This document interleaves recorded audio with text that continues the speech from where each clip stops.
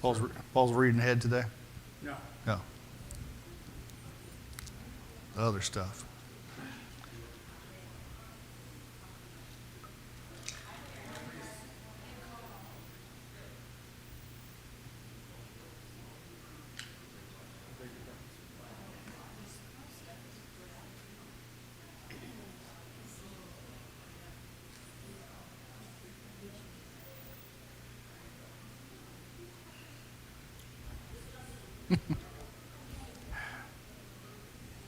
Camille's looking for Spumoni. I told him that's Stefano's place. Is that the name of the place you guys talked about in Winter Springs? Yeah. Or whatever, yeah. So I think they had Spumoni on their menu. So she's on the hunt for Spumoni right now. We found what we believe to be about 4 notches above that. Oh, really? Yeah. If you're really nice to us, Let us in on that. We ate, may even ask you to meet us there for dinner. You never there know. you go. You never can tell. I told Steve we ate in Umatilla yesterday. We spent the day in Umatilla, Eustis, and Mount Dora. And Umatilla, we ate at a place called the Mason Jar. It was nice. Small, but country cooking type stuff. What's your favorite Italian dish? My favorite Italian dish, man, that's hard to tell. I mean, I'll be honest with you, going out to eat like pasta or something, it's hard to beat what we do at home, which is Newman's Saccaroni sauce on a box of spaghetti or something. I don't know, I find anything hard to beat on that. So if I get something at an Italian restaurant, it's usually some kind of combination of 5 to 7 ingredients and grilled chicken of some sort. Marilyn says the chicken parm there is just That's good stuff too. Chicken parmesan's good. I think the best chicken parmesan in town is Hero's Grill, which most people tell you is wings and hamburgers, but they got a fried chicken patty, but it's you may not like seafood and pasta, but your lobster ravioli. lobster ravioli is the thing, huh? Best Italian is they don't sell anymore. Chef Boyardee. Oh, man, those were the thing, weren't they? Yeah, my sister and I would eat the ingredients out of those, some of that stuff before Mom got to it. I haven't eaten one in like 30 years. I got food poisoning. I don't sell them anymore. Stop using the lead solder on the cans. Hi, Sharon. Sure, I'll tell you when to turn off the microphone.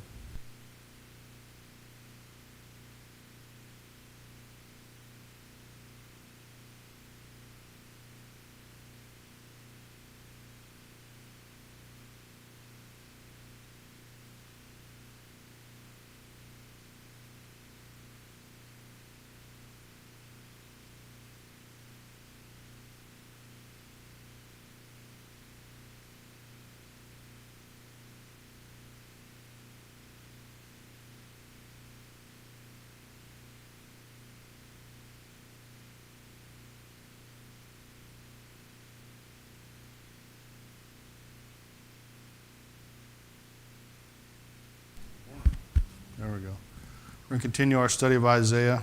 One more chapter. One more chapter. There's my resources. I did that. You know, I've always used Bible Gateway, and I've been happy with it.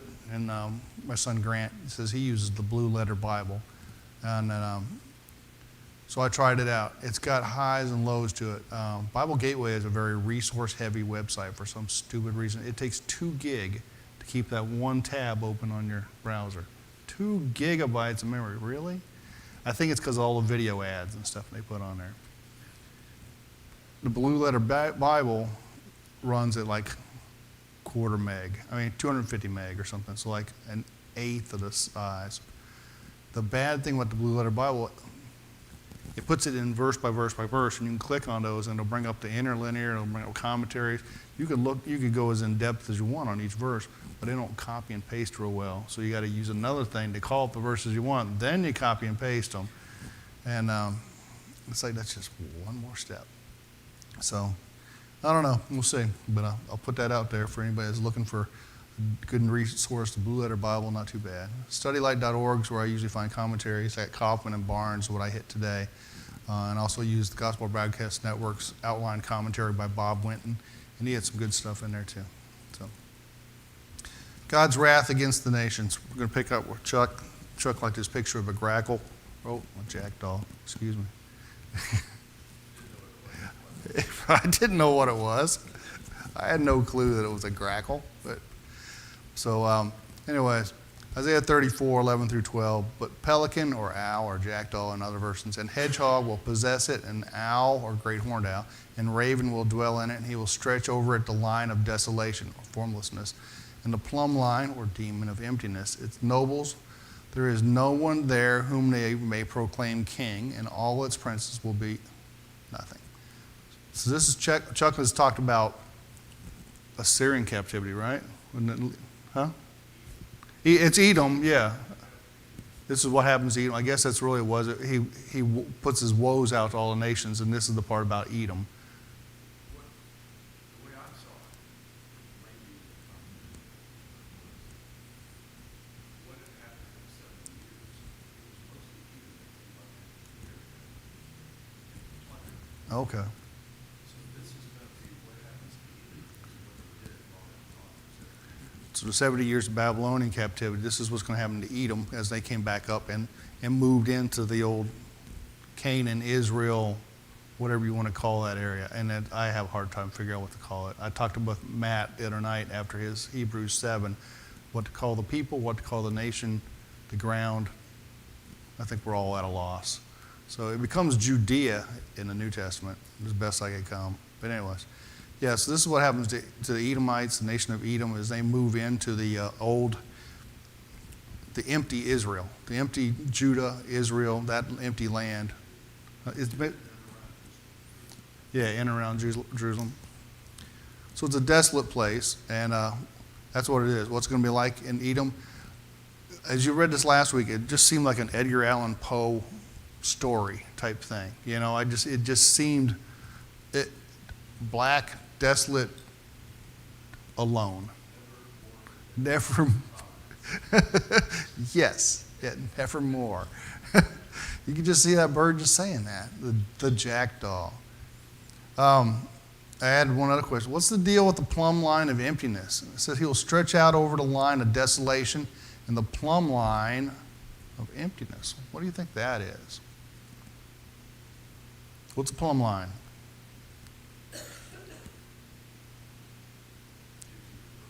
Gives you a vertical. It is. Gravity works in such a way that if you take a string, you put a weight on it, it pulls it towards the center of the earth.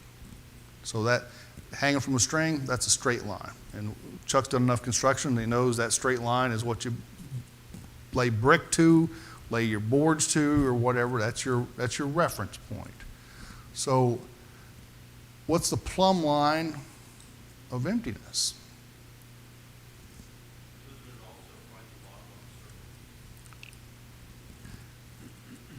Yeah, from the center point. Yeah, you're right. Yeah, for a vertical circle, that would be the deepest part of that circle. If you wanted to measure, and that'd be a good one because the way I look at graphs and stuff, the low point would be at the bottom. Where the plumb line hits, that would be the low point of existence in Edom. That's a good way to look at it. The way I was looking at it was the plumb line. That's your absolute, that's God's line, and they didn't meet that. They did, so this is what becomes, is this desolation because they didn't meet that part. It's the absolute of emptiness. Yeah. It just empty of empty. And nothing's, it's like I said, it just.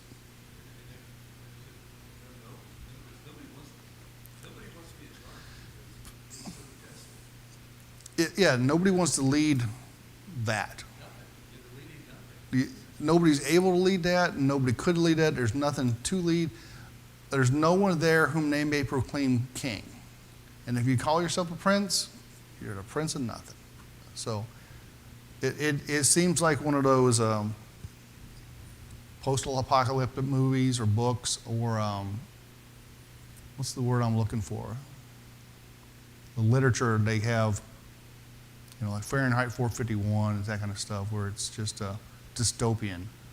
Just things of just not what they used to be and will not work their way out. So That's what it is in Edom.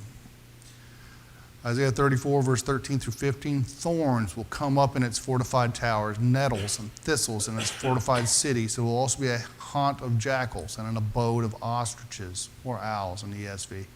Ostriches is just weird. The desert creatures will meet with the wolves, or howling creatures. The hairy goat, or demon, or as King James calls it, satyr, will also cry to its kind. Yes, the night monster, or Lilith, will settle there and will find herself a resting place. The tree snake will make its nest and lay eggs there, and it will hatch and gather them under its protection, or shade. Yes, the hawks or the kites will be gathered there, every one with its kind. Does this sound like a nice place? Kind of place you go to? No? Sounds like work.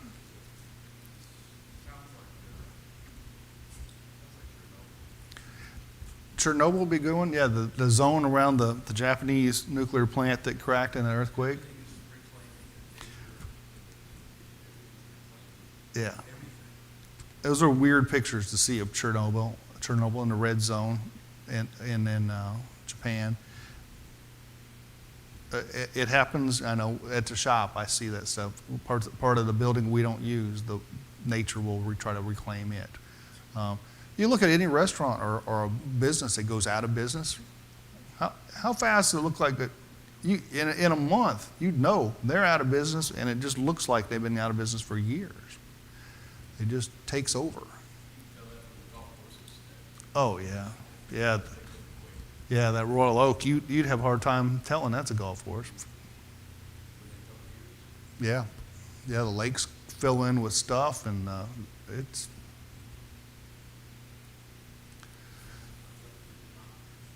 Grass always comes up through concrete. You couldn't get it grow in the grass, but it grows up through the concrete and the door sills. I was past an orange juice plant yesterday that I saw up on the roof. You could tell that's where the most humid stuff, or AC or something, but it had looked like a oasis up on the roof of that orange juice plant. So.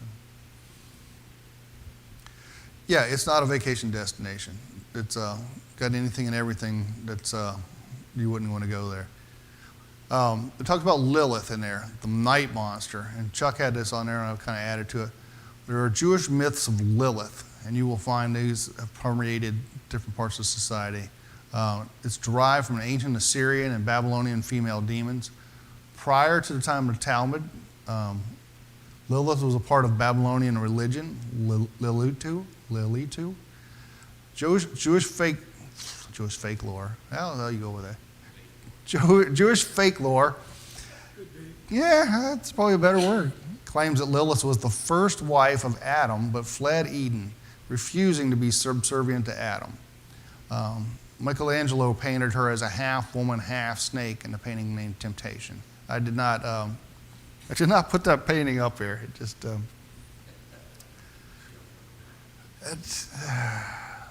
but anyway.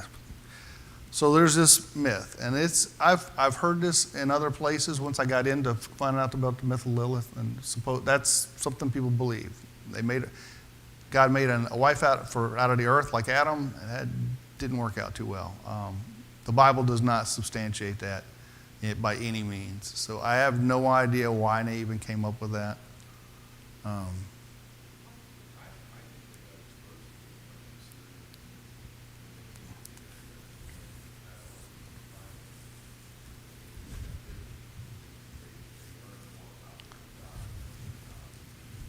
Yeah, the captivity, that makes sense. The captivity they learned about, since you said it came from ancient Assyrian and Babylonian, they learned about their gods and learned about their thoughts and things, and that's probably how they picked that up.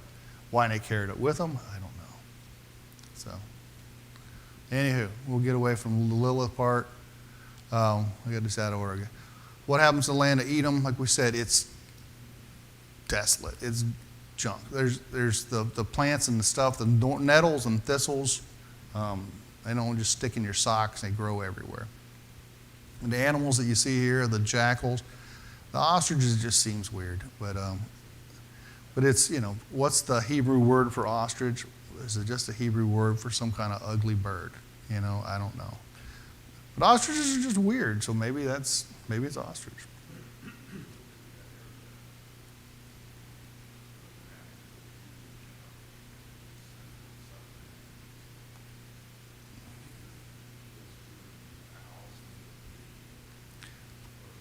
owls might be better. Owls chase mice and stuff, and there'd probably be lots of mice there. So you got wolves, goats, satyrs. If you know anything about mythology, that's a half goat, half human deal. Anyways, tree snakes. Those are always something we all like to see, I'm sure. Think about that when you're walking under trees. Hawks, it could be even vultures, so whatever. Kites, yeah.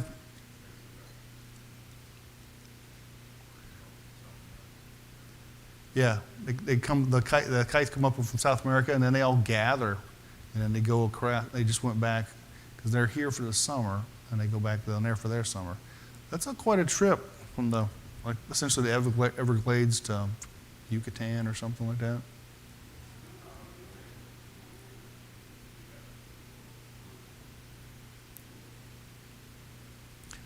They're neat to watch. They kind of, if you ever watch them, they kind of hover as they fly over trees and stuff, and they scare up insects and stuff, and lizards and stuff, and snap those. That swallowtail, the ones we have here, it's got that split tail, and they almost hover when they got an amazing ability to do that kind of thing. Isaiah 34:16, seek from the book of the Lord and read. Not one of these will be missing. None will lack its mate. For his or my mouth has commanded, and his spirit has gathered them. He has cast a lot for them, and his hand has divided it to them by line. And it shall possess it forever. From generation to generation, they will dwell in it. So what's Isaiah referring to here? What has he done for them? And I guess what has he done for the Edom and those who will win was it all Edom, that chapter? Was it all Edom, or just woe to the nations that went against God's people?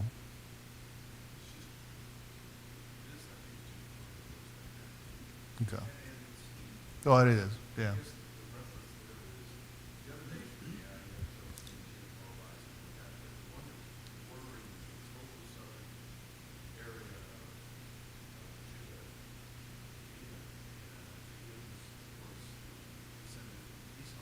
Yeah, Edom and Esau, from Esau. Yeah. They did what they did. They had a common bloodline, they did what they did, but this is pronounced against the Edomites.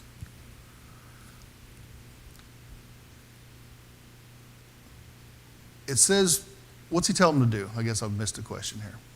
It says, go to the book of the Lord. What is the book of the Lord? There shouldn't be a big question right here, but since it's the Bible, but what did they have at that time?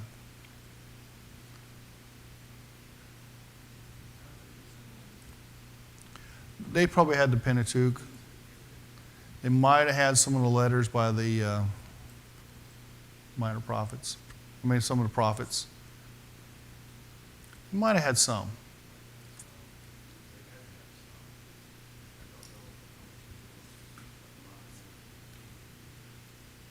Yeah, Chronicles and Kings. Not yet, I don't think. Yeah. Like I said, it would have been done. David's gone. Yeah. So, anyways, it says, read it. And basically, it also says these prophecies I made. And it kind of speaks to us. None of them are missing. The prophecies that have been made have come true. It's not we're waiting on anything. There's nothing that's going to be, no, that didn't get fulfilled or not quite. It did. And that's really what it says. Verse 17 says, he cast a lot from them, and his hand has divided them. This is what God did. They took the Edomites, and it says, for generation to generation, they're going to dwell in no man's land. They're going to dwell in that kind of place. Edom is, I put a map on there to show you where Edom is today. It kind of is, like I said, it's southern Israel. It's halfway in Jordan. It covers a little bit of both of those. The name Edom means red, and that's where we see it from Esau, and reflects the region's striking red sandstone cliffs, which are known for their rugged and mountainous terrain. And it's the kind of place that you would find jackals and maybe not ostriches, but weird stuff. No, not very good farmland, and it's very rugged. I don't even know, the people that live there are going to be nomads probably. I don't know. Petra, one of the UNESCO World Heritage Sites, is in that region, if you didn't know. That's just one thing I got from Britannica, a picture of that, and there's probably a better picture, something you more recognize is this carved into the face of rock. So anyways, just to put you a little perspective on what that land is. And I like this picture because it doesn't look like the best place to live with the camels and it is what it is. It literally means red rock. Yeah, Petra means rock, yeah. This is what it is. But people have lived there forever, and this is, anyways, it just goes along with the desolation that God put on them through Isaiah. Oh, there's my other questions. Now, if you take these verses spiritually, and as Isaiah 34 all apply to Edom, if you take this spiritually, how would you describe the world of those living away from God? Divided by a line, how would you describe their lives? Hopefully it's not our lives. But how would you describe people who live that way?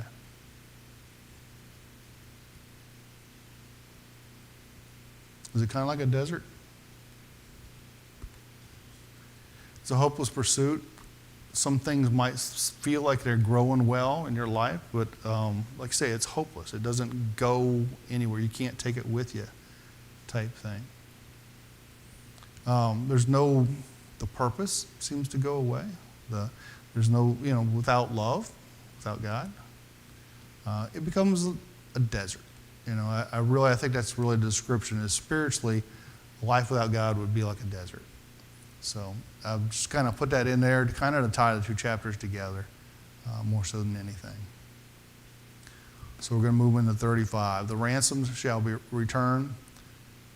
Is that really what it's called? That's what the headline is in the Bible. Yeah, I guess that's right. All right. Isaiah 35, 1 through 2. That's not good. Is that right? Ignore that title. How about that? I'll tell you what. We'll figure it out. Isaiah 35, 1 through 2. The wilderness and the dry land shall be glad. The desert shall rejoice and blossom like the crocus. It shall blossom abundantly and rejoice with joy and singing. The glory of Lebanon shall be given to it, the majesty of Carmel and Sharon. It shall be the glory of the Lord, the majesty of our God. So, is this a spiritual desert or a physical desert? Like I said, I'm kind of tying these two chapters together somehow. What's described here? It's spiritual. There are commentators that look at this as a physical desert. They look at this chapter as the Babylonians coming back out of Babylon. The Jews coming back out of Babylonian captivity. And they look at this as that. The desert rejoices as they come back. I'm going to tell you, I don't see it, and most of the stuff I read doesn't see that either. There's not enough to put it on coming back out of Babylonian captivity. What you really want to look at this, I think, is 35 and then 36 is the coming of Christ, is really what it is. And that spiritual desert that's got out life without God changes. So that's where I'm going to look at it. That's where the direction I'm going to take it. So what brings about this transformation? I just got to give it away. You'll see the glory of the Lord and the majesty of our God. The change will be as great under the blessings of the Messiah's reign as if there would be suddenly transferred to the waste wilderness the majesty and glory of the Mount Lebanon, the world that in regard to comfort, intelligence, and piety might be compared to a pathless desert, would be like the beauty of Carmel and fertility of Sharon. And those come from Barnes' commentary. So anyways, where it talks about, in verse 2, the glory of Lebanon shall be given to it, the majesty of Carmel and Sharon. These are what it describes, and it's really, like I say, it's the world once Christ comes back. The glory of these places, the majesty, the beauty, and the fertility is what's given to God's people as Christ comes. Verse 3 and 4, strengthen the weak hands and make firm the feeble knees. Say to those who have anxious heart, be strong, fear not. Behold, your God will come with vengeance. with the recompense of God. He will come and save you. So what's promised? Rescue, yeah. Rescue. That's actually our title, isn't it? So it's rescue. Your God will come and save you. I underlined it there. Make it see. You can just see it. Your God will come and save you. If you live in a spiritual desert, coming to Christ did that. It does that still. So God the Father, God the Son. You know, yep's a pretty good answer, really. It's Christ that comes, but he's sent by the Father. You know, he's sent by the Father, but it's Christ that comes. And that's really, really the key to that. How will he come? What does that mean for the faithful? What does it mean for the wicked? Again, I underlined with vengeance and with the recompense of God. So how will he come? With vengeance, the recompense of God. What's that mean for the faithful?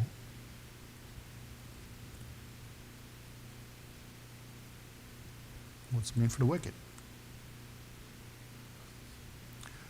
Justice for the faithful. Well, it's justice for the wicked too. I guess justice is really the key. I don't know if it's justice for the faithful at all, but it's justice for the wicked. They've been faithful. They've been.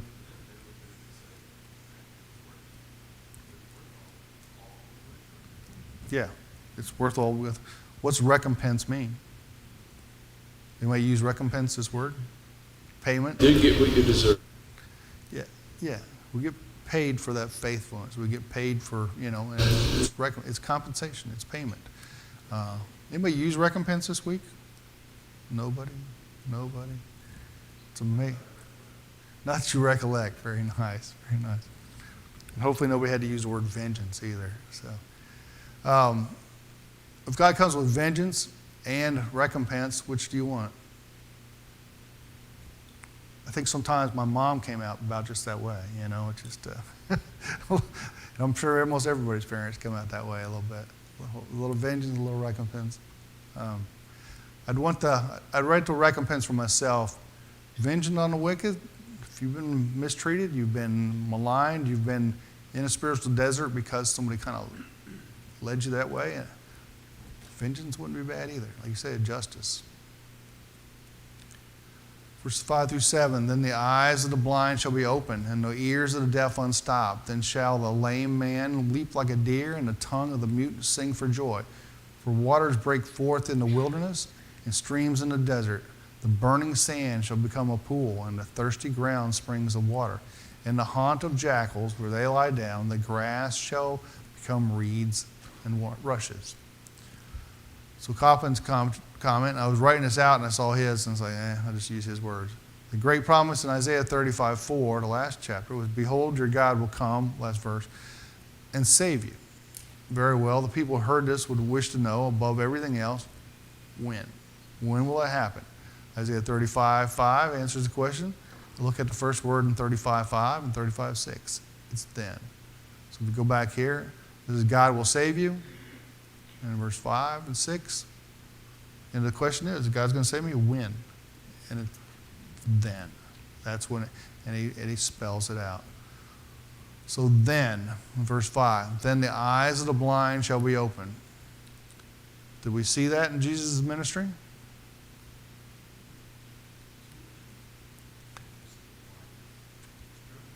Spiritual blindness as well as physical blindness. You're right. You see both of those. I just put the physical one. John 9, verses 1 through 7, as he passed by, he saw a man blind from birth, and his disciples asked him, Rabbi, who sinned, this man or his parents, that he was born blind? And Jesus answered, it was not that this man sinned or his parents, but that the works of God might be displayed in him. And that's really what you see right here. We must work the works of him who sent me while it is day. Night is coming when no one can work. As long as I am in the world, I am the light of the world. Having said these things, he spit on the ground, made mud with saliva. Then he anointed the man's eyes with mud. He said, go, wash in the pool of Siloam, which means sent. So he went and washed and came back seeing. So you see this, that there was a guy that was blind, and Jesus says it wasn't that his parents sinned. It wasn't that he sinned. It was to that the works of God might be displayed. And that's what happens. Jesus heals the blind. The eyes of the blind are open, just as it fulfills this prophecy of Isaiah. You want to know when Christ is coming, when God's going to come save? When you see that, you know it's time. When the ears of the deaf are unstopped. And again, we saw that too. We don't hear about that one so much, really. The ears of the deaf unstopped. We know about the sight, but we don't talk about the deaf so much. It's in at least one song, Luke 7, 21 through 22, in that hour he healed many people of diseases and plagues and evil spirits. On many who were blind he bestowed sight. And he answered them, "Go and tell John what you have seen and heard. The blind receive their sight, the lame walk, lepers are cleansed, and the deaf hear. The dead are raised up, the poor of good news preach to them." Like Chuck said, pointed it out, there's physical healing, there's a spiritual healing right there too. So, go ahead, Chuck. Of the spiritual deafness was probably Nicodemus and Joseph of Arimathea, who were both in the Sanhedrin. And so they were literate. You've heard They knew it. what the scripture said, but he didn't hear. They didn't understand. Yeah. And Christ revealed it to them. And as a result, Joseph put it on the line, and Nicodemus when they went and cleaned the body. That wasn't a popular thing to do. Joseph of Arimathea and Nicodemus, they'd seen and they'd heard, but they didn't. Spiritually, they finally heard. Spiritually, they finally heard at that point. Then shall the lame man leap like a deer, and I got John 5, 2 through 9. Others in Jerusalem, a sheep gate. By the sheep gate, a pool in Aramaic called Bethesda, which has 5 roofed colonnades, and these lay a multitude of invalids, blind, lame, and paralyzed. One man was there, had been an invalid for 38 years. When Jesus saw him lying there and knew that he had already been there a long time, he said to him, Do you want to be healed? The sick man answered him, Sir, I have no one to put me in the pool when the water is stirred up, and while I'm going, another steps down before me. Jesus said to him, Get up, take your bed, and walk. And once the man was healed, he took up his bed and walked. That was the day of the Sabbath. So a third part. He's healed the blind. He's healed the deaf. The lame man, been laying there for 38 years. Nobody would, he has no other hope. There's nobody to put him in the water. And he's finally healed. Spiritually, do you see people that learn how to walk? We talk about the Christian walk. Usually I put that in a bulletin with every baptism. Pray for them as they begin their Christian walk. You walk different. It's a different path. It's a different purpose. And the tongue of the mute shall sing for joy is the other part of that. I clipped the letter there. Mark 7, 32 through 37. This is another one I don't think we hear very often. And they brought him a man who was deaf and had a speech impediment. They begged him to lay his hand on him, and taking him aside from the crowd privately, he put his fingers into his ears, and after spitting, touched his tongue, and looked up to heaven. He sighed and said to him, Ephphatha. That's exactly what I want to hear a mute guy say too. Ephphatha. That is, be opened. And his ears were opened, his tongue was released, and he spoke plainly. And Jesus charged them to tell no one, but the more he charged them, the more zealously they proclaimed it. They were astonished beyond measure, saying, He has done all these things well. He even makes the deaf hear and the mute speak. So you got a physical and a spiritual healing of mutism here. Guy that couldn't speak, and all of a sudden he's talking. And then the spiritual end of that tells the people, don't talk. Don't tell anybody what you're seeing. And he can't shut them up. They're telling everybody. And you see that time and again with the woman at the well, the guy that we just talked about, that got the lame man at the pool of Bethesda. They tell everybody. That's part of our job. Tell everybody.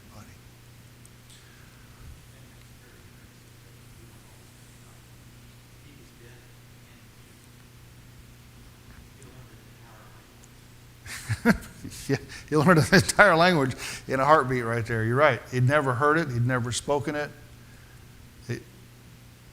You can't read lips if you have never heard it or know, I don't think you could do that. I tricky stuff that we'll leave that to the experts.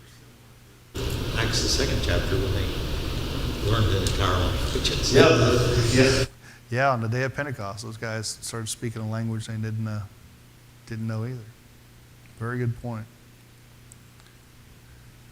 Isaiah 35, 5 through 7, then the eyes of the blind. Oh, we just went through that. But so how does the spiritual desert transform? Waters break forth in the wilderness and streams in the desert. The burning sand shall become a pool, and a thirsty ground springs of water. And the haunt of jackals, where they lie down, the grass shall become reeds and rushes. So how does this spiritual desert change? Yeah, lush garden, oasis. Oasis isn't even enough because oasis is just a spot in the desert. So it becomes the whole deal. Spirit rest going through what's going to happen, what's not going to happen, and vice versa. Everything we read states that God's in control. God is in control. It's exactly, yeah, because when Isaiah says this, and that's hundreds of years before Christ comes, 700-800 years, is that about right? 700-800 years before Christ comes. And that stuff, like he says, see if it comes true. And it did. Same kind of thing. This one's all about Christ. See if it's going to come true. Oh, it did. How did you know it's Christ? First, the healing ministry is where he starts, and that goes to fulfill this prophecy. That's really where it is. But everything, yeah, God's in control.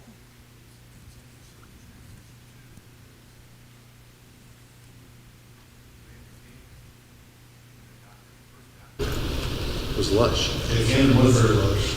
And today, it's a desert. Yeah, it's a desert day, especially down on the end that they came in on. I think it's even worse than on the southern end of Moab. Look, sometimes don't you think God's in control of the red lights when you're in a hurry to get to work because you're late? And you hit every red light and he's trying to teach you patience.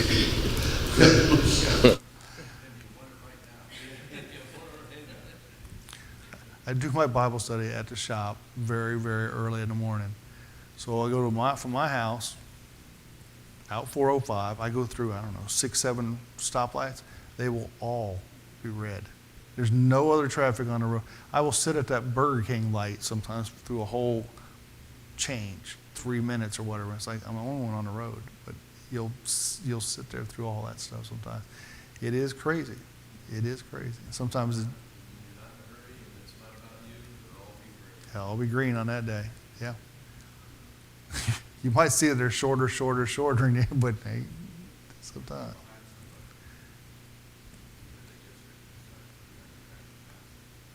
Find somebody who was doing 14 miles an hour. 14 miles an hour.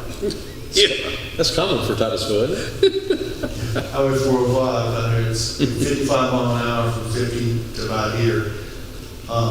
But sometimes you'll see people at that 14 mile an hour, and they'll turn on their side streets. They'll turn on Park or Fox Lake or Harrison, and they'll speed up. They'll go faster on the side streets than they do on the highway. Very odd. It is what it is. Moving on to verse 8, the highway shall be there, since we're speaking of highways, and it shall be called the way of holiness. The unclean shall not pass over it. It shall belong to those who walk on their way. Even if they are fools, they shall not go astray. No lion shall be there, nor shall any ravenous beast come upon it. They shall not be found there, not the redeemed, but the redeemed shall walk there. And the ransom of the Lord shall return and become to Zion with singing. Everlasting joy shall be upon their heads. They shall obtain gladness and joy, and sorrow and sighing shall flee away. How many highways is here? 1. Jesus' highway. I am the way, the truth, the life. 1 highway. Who can walk on the highway? Who can't?